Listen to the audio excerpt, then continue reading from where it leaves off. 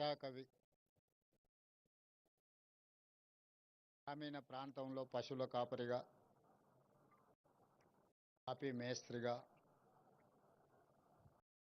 తెలంగాణ ఉద్యమకారుడిగా చివరి శ్వాస వరకు తన సర్వం దారబోసి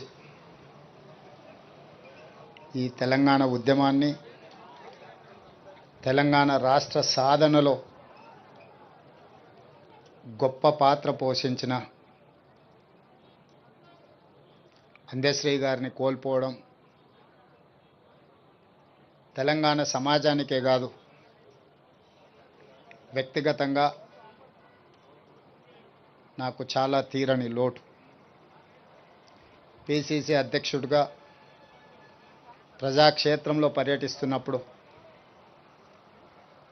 అందశ్రీ గారిని కలవాలని ప్రయత్నం చేస్తే, నేను రాజకీయ నాయకులకు దూరంగా ఉంటాను, రాజకీయ నాయకులను వేదికల మీదనే కలుస్తాను కానీ వ్యక్తిగతంగా కలవను అని ఒక మిత్రుడి ద్వారా సమాచారాన్ని చేరవేసి, అయినా పర్వాలేదు, ఒకసారి కలుద్దాం, తెలంగాణ రాష్ట్ర భవిష్యత్తు గురించి చర్చించుకుందాం, రాష్ట్ర సాధనలో కోట్లాది మందిని ఏకం చేసి తెలంగాణ ఉద్యమ బాట నడిపించిన మీరు ఈనాడు 4 కోట్ల తెలంగాణ ప్రజలు కష్టాలలో ఉన్నప్పుడు మీదైన పాత్ర పోషించాలి అని చెప్పి అందశ్రీ గారిని అడగడం, కలవడం, ఆనాడు కాంగ్రెస్ పార్టీని నడిపించే క్రమంలో వారొక గొప్ప స్ఫూర్తినిచ్చింది. కొట్లాడితే ఖచ్చితంగా తెలంగాణ ప్రజలు ఆశీర్వదిస్తారు, తెలంగాణ ప్రజల యొక్క సమస్యల్ని తీర్చడానికి కలిసి పనిచేద్దాము, నీతో మాట్లాడిన తర్వాత నాకు నమ్మకం వచ్చింది, తప్పకుండా నువ్వు చేసే ప్రయత్నంలో నేను చేయగలిగిన ప్రయత్నం నేను చేస్తాను, అందరం తలా ఓ చెయ్యి వేసినప్పుడే ఈ తెలంగాణ సమాజానికి ప్రయోజనం చేకూరుతుంది అని చెప్పి ఆనాడు అందశ్రీ గారి మాటలు, ఆ తర్వాత వారు నేను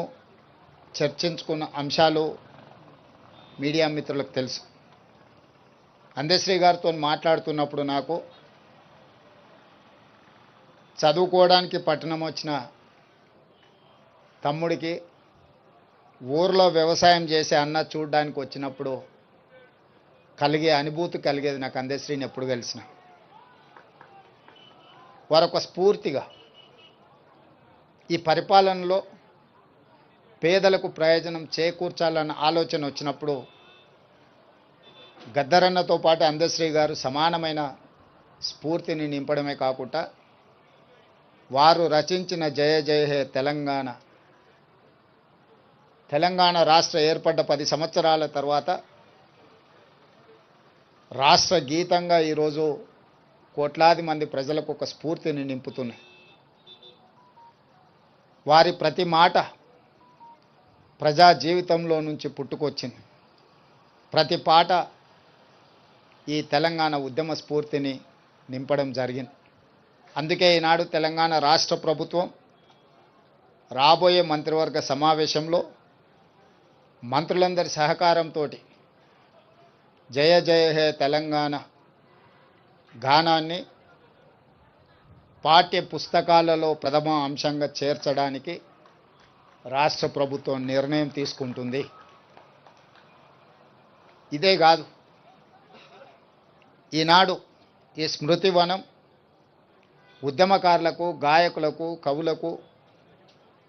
ఈ తెలంగాణ సమాజం, తెలంగాణ సంస్కృతి సముచితమైన స్థానాన్ని ఇస్తుంది, స్ఫూర్తిని నింపుతుంది అని తెలియజేయడమే కాకుండా వారి కుటుంబంలో ఒకరికి ప్రభుత్వ ఉద్యోగంలో అవకాశం కల్పించడానికి మా ప్రభుత్వం నిర్ణయం తీసుకుంటుంది. ఎందుకంటే జీవితాంతం నిస్వార్థంగా సర్వం ఒడ్డి తన రక్తాన్ని చెమటగా మార్చి తన గళాన్ని